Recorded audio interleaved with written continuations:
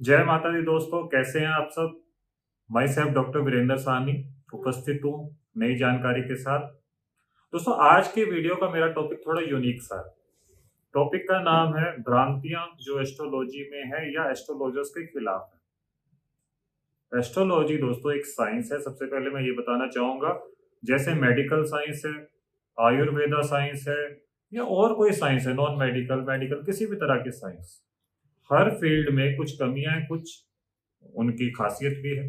इसी तरह से एस्ट्रोलॉजी। लेकिन हो क्या रहा है कि एस्ट्रोलॉजर्स को कई लोगों ने सिर्फ प्रेडिक्शन बेस्ड साइंस मानकर बैठ गए हैं कि यार इस एस्ट्रोलॉजर ने मेरे लिए ये बोला था, ये हुआ तो ठीक है, नहीं हुआ तो एस्ट्रोलॉजी बेकार, एस्ट्रोलॉजी फेल है। लेकिन नहीं दोस्तों, ये एक बहुत छोटी सी, मतलब अगर हम कहेंगे छोटा सा हमारे बुद्धि का सर्कल हो गया। अगर हम सिर्फ अपनी प्रेडिक्शन तक रह गए कि मेरे बारे में किसी ने ये बोला, ये नहीं हुआ तो एस्ट्रोलॉजी फेल है, नहीं दोस्तों। बहुत पुरानी साइंस है ये। लेकिन आजकल कुछ मिथ है। मैं भी पर्सनली मानता हूं कि साइंस में काफी सारी चीजें ऐसी हैं जो नहीं होनी चाहिए या मुझे पर्सनली भी ठीक नहीं लगती। मसलन किसी टीम का मैच हो रहा है, इंडिया वर्सेस पाकिस्तान का मैच हो रहा है, लोग एस्ट्रोलॉजर से पूछ रहे हैं साहब कौन जीतेगा। तो उसमें आप थोड़ा सा माइंड लगाकर सोचिएगा।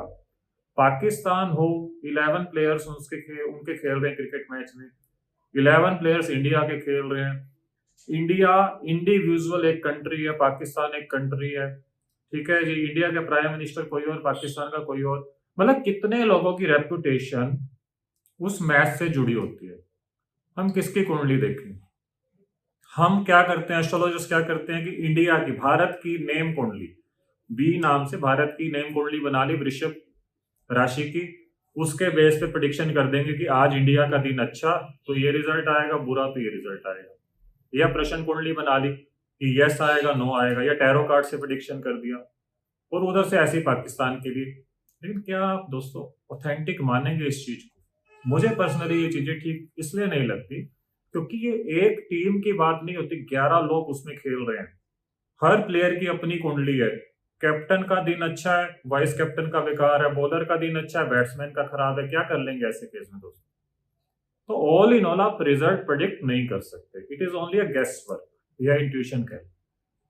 तो इसीलिए इन छोटी छोटी सी बातों में कि आप टीवी पर बैठे हैं और आप प्रिडिक्ट कर रहे हैं कि यार इंडिया जीतेगा या वो जीतेगा, आज रोहित शर्मा ये करेगा, आज विराट कोहली ये करेगा, और होता नहीं, एस्ट्रोलॉजी फेल होगी, एस्ट्रोलॉजी बेकार है, एस्ट्रोलॉजिस्ट फ्रॉड है। नहीं दोस्तों, छोटी सी बुद्धि का जो लेवल है हमने बहुत बढ़ाना है। कुछ साइंसेज ऐसी हैं, साइंस जो हमारे एंशियंट टाइम से चली आ रही है, पुराने टाइम से चली आ रही है, लेकिन उन्हें बताने वाले शायद सही लोग दुनिया से जा चुके, या सही जानकारी हम तक नहीं पहुंच रही है, इसलिए जो हमारे मन में आता है हम बोल देते हैं। तो मेरा कहने का मतलब यह है, कभी भी ऐसी प्रेडिक्शंस ना लिया करें, ना दिया करें कि हाँ ये टीम जीतेगी, वो टीम जीतेगी, इलेक्शन कौन जीतेगा, फलाना फलाना फलाना। हम ये कह सकते हैं कि नरेंद्र मोदी जी प्राइम मिनिस्टर बनने के चांस हैं या नहीं, क्यों? उनकी अपनी कुंडली देखकर। हम ये नहीं कह सकते कि पूरा भारत का क्या भविष्य होगा अगले साल। भारत एक पर्सन नहीं है भाई, कितनी करोड़ों की पॉपुलेशन है इसकी, किसकी कुंडली देखेंगे आप? ये एक मिथ था। दूसरा मिथ, कई लोग आपके सामने आएंगे, आप उन्हें कहेंगे साहब आपके साथ ये चीज हो रही होगी, वो हो रहा होगा, आपकी शादी की दशा नहीं चल रही। पर्सन कहेगा मेरी तो शादी हो चुकी है। आप कह रहे हो कि शादी नहीं हो सकती है, शादी की दशा बाद में आएगी। कई ऐसे क्लाइंट हमारे पास आते हैं, आप उन्हें कहो, वो क्वेश्चन पूछेंगे हमारी शादी कब होगी, हम बता देंगे कि आपकी शादी जून में होगी, जुलाई में होगी, तब दशा एक्टिव होगी। पर्सन कहेगा साहब ये क्या बात हुई, मेरी तो शादी हो चुकी है, आपने ये पकड़ा नहीं। तो सर कैसी बात करते हैं ये लोग, जिन्हें साइंस का नहीं पता, वो ऐसे ही करते हैं। कुंडली 12 हाउसेज में डिवाइड होती है और हर घर के बहुत सारे रिजल्ट होते हैं। 9 प्लैनेट्स पता नहीं क्या क्या आपको रिजल्ट देते हैं। हम एक एक रिजल्ट को कैसे देखने बैठ जाएंगे। हाँ, अगर आप मुझसे कोई स्पेसिफिक क्वेश्चन पूछेंगे कि उस टाइम में ये हुआ होगा या नहीं, या हो सकता है या नहीं, मैं बता पाऊंगा। लेकिन हम ये सोचें कि कुंडली देखते ही बस अंतर्यामी हम और सब पता चल जाए कि ये है वो है वो है, ऐसा नहीं होता कुछ। कुंडली बेसिकली भविष्य देखने का नाम नहीं है। एस्ट्रोलॉजी बेसिकली भविष्य बनाने का नाम है। आपको भगवान ने 9 प्लैनेट्स 12 हाउसेज में किस किस तरह से प्लेस करके दिए हैं, उन्हें पहचानिए, उन्हें डिकोड कीजिए और उसके अकॉर्डिंग अपनी जिंदगी को मैनेज कीजिए। फिर आप सक्सेसफुल ना हो तो कहिएगा। तो प्लीज किसी मिथ और अंधविश्वास में ना पड़ा कीजिए। आपको कुंडली इसलिए दिखानी चाहिए कि आपके प्लैनेट्स बोलते क्या हैं, आपको भगवान ने किस तरह की फौज दी है, किस तरह की आर्मी ब्रिगेड आपके साथ दी है कि मैंने आपको 9 प्लैनेट्स की फौज दे दी है, यूज करो। आप कमांडर हैं उनके। लेकिन अगर आपको पता ही नहीं होगा कि कौन सा मेरा कमांडर किस नेचर के, कौन सा मेरा एम्प्लॉई या जो आर्मी वाला है किस नेचर का है, आपके लिए क्या आदेश फॉलो करेगा क्या नहीं, आप कैसे करेंगे। अगर आप किसी क्रिकेट टीम के भी कैप्टन है तो आपको हर प्लेयर की नेचर पता होगी, ये ओपनर अच्छा है या ये वो अच्छा है, ये अग्रेसिव है या सॉफ्ट है, उसी हिसाब से उसको मैनेज करेंगे ना। इसी तरह से आपको अपने 9 प्लैनेट्स की नेचर पता करनी है कि कौन सा प्लैनेट आपको क्या देने आया। दशा चल रही है शनि की, मांग रहे हैं आप रिलेशनशिप, रो रहे हैं आप रिलेशनशिप को, अरे भाई शनि काम धंधा देने आया आपको और आप रिलेशनशिप में उलझ गए। जब शुक्र की दशा आई, आप कहोगे यार अब तो जॉब करनी है, आईएएस बनना है, और तब प्यार मोहब्बत और शादी का आपको दशा एक्टिव है। Moral of the story is that अपनी दशा पहचानिए, उस अकॉर्डिंग काम कीजिए। एक और बात, हमारी जो कुंडली होती है दोस्तों, उसमें 3 राशियां मैटर करती है, लगन राशि, चंद्र राशि और सूर्य राशि। लगन राशि बेसिकली वो राशि होती है जो आपके हार्डवेयर को डील करती है कि आपका स्ट्रक्चर कैसा होगा, आपका सोचने का नजरिया कैसा होगा, बॉडी स्ट्रक्चर, या आप कह लो कि प्रैक्टिकल इवेंट्स जो लाइफ के होते हैं, दैट इज डील्ड बाय लगन राशि। चंद्र राशि होता है आपका सॉफ्टवेयर, इनर सेल्फ, कि उन घटनाओं का आप पे, अंतर आत्मा पे क्या फर्क पड़ेगा, आपकी सोल मतलब इमोशंस कैसे रहेंगे, चंद्र राशि। एक होती है सूर्य राशि। सूर्य राशि मतलब आप जिंदगी में जो जो इवेंट्स आएंगे उसे किस तरह से, किस कॉन्फिडेंस से उनको डील करेंगे, आपकी आत्मा कैसी रहेगी, कर्म करने की शक्ति कैसे रहेगी, वो सन राशि बताती है। अब मैं ये क्यों बता रहा हूं, मैं इसलिए बता रहा हूं दोस्तों, चंद्र में वो पावर है। चंद्रमा, चंद्र कुंडली का मालिक चंद्रमा होता है, और चंद्रमा वो प्लेनेट है जो अस्थिर प्लेनेट, अनस्टेबल प्लेनेट है, हर 2.5 दिन में अपनी जगह बदलता। तो जब चंद्रमा अपनी जगह बदलते हैं तो उसी हिसाब से हमारी कुंडली जो है वो भी अनस्टेबल, कभी हम बैठे बैठे बड़े खुश हैं, कभी हम बैठे बैठे बड़ा दुखी हैं, कभी गुस्सा है, कभी सॉफ्ट है। क्यों? क्योंकि चंद्रमा बदल रहा है। तो हर पर्सन की चंद्र कुंडली चंद्रमा के हाथ में है।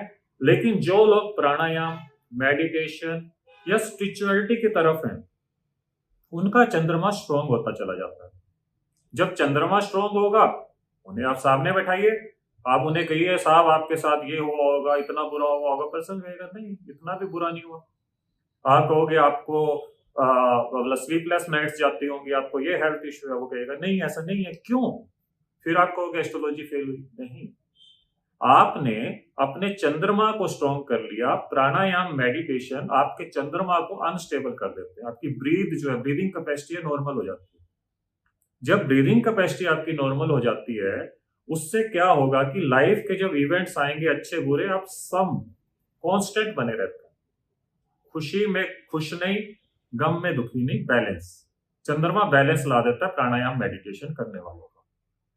उससे आपकी चंद्र कुंडली बैलेंस हो जाती है, और जो लाइफ के टॉर्चर वाले इवेंट्स भी है ना, वो आपको बड़े आराम से निकलते हुए दिखते हैं। इसीलिए जिनकी विल पावर स्ट्रांग होती है, जिनका मन स्ट्रांग है, उन्हें आप एज अ क्लाइंट, एस्ट्रोलॉजर के लिए बड़ा मुश्किल हो जाता है उन्हें डील करना, क्योंकि उनका मन स्ट्रांग है। उन्हें आपकी कोई बात सही लगेगी नहीं, क्योंकि भैया उनका मन स्ट्रांग है। यही जो चंद्रमा कमजोर वाला पर्सन आ जाए, सबसे पहला क्वेश्चन उसका, मेरे को लगता है यार फलाने ने मेरे ऊपर कुछ किया, मेरी वो चाचे की, ताई की, भाभी ने कुछ किया, मतलब सो लॉन्ग रिश्तेदारियों में फलाने ने कुछ किया है, पहले तो मैं बहुत ठीक थी, अब मैं ऐसी हो गई। चंद्रमा कमजोर। भैया चंद्रमा आपका कमजोर है, इसे स्ट्रॉन्ग करके तो देखिए। मजाल है कि आप पे कोई टूना वगैरह असर कर भी जाए। मेरे कहने का मतलब यह है कि एस्ट्रोलॉजी और एस्ट्रोलॉजर्स को समझिए, आज के जमाने की एस्ट्रोलॉजी को समझिए, उसे देखिए, और अपने फ्यूचर को प्लान करने का तरीका है एस्ट्रोलॉजी। प्लान कीजिए, अपने प्लैनेट्स को रिस्पेक्ट दीजिए, कौन सी दशा आई है 2024, क्या देने वाला है क्या नहीं, प्लैनेट्स की एनर्जी को फॉलो कीजिए, अपने बच्चों को उसी हिसाब से करियर की तैयारी कराइए। आपका बच्चा स्पोर्ट्स में अच्छा है, कुंडली बता रही है, और आप उसे आईएएस की तैयारी करा रहे हैं। आपका बच्चा आईएएस के लिए अच्छा है और आप उसे बैंक की तैयारी करा रहे हैं। क्या होता अगर सचिन तेंदुलकर बैंक मैनेजर होता दोस्तों? कहीं जो भी सक्सेसफुल है ना दोस्तों, समझ लीजिए उन्होंने अपनी कुंडली के प्लैनेट्स के अकॉर्डिंग काम किया। नोइंगली या अननोइंगली, लेकिन प्लैनेट्स की एनर्जी के अकॉर्डिंग काम करोगे तो सक्सेसफुल, नहीं तो स्ट्रगल। आशा है आप मेरी बात कुछ तो समझे होंगे।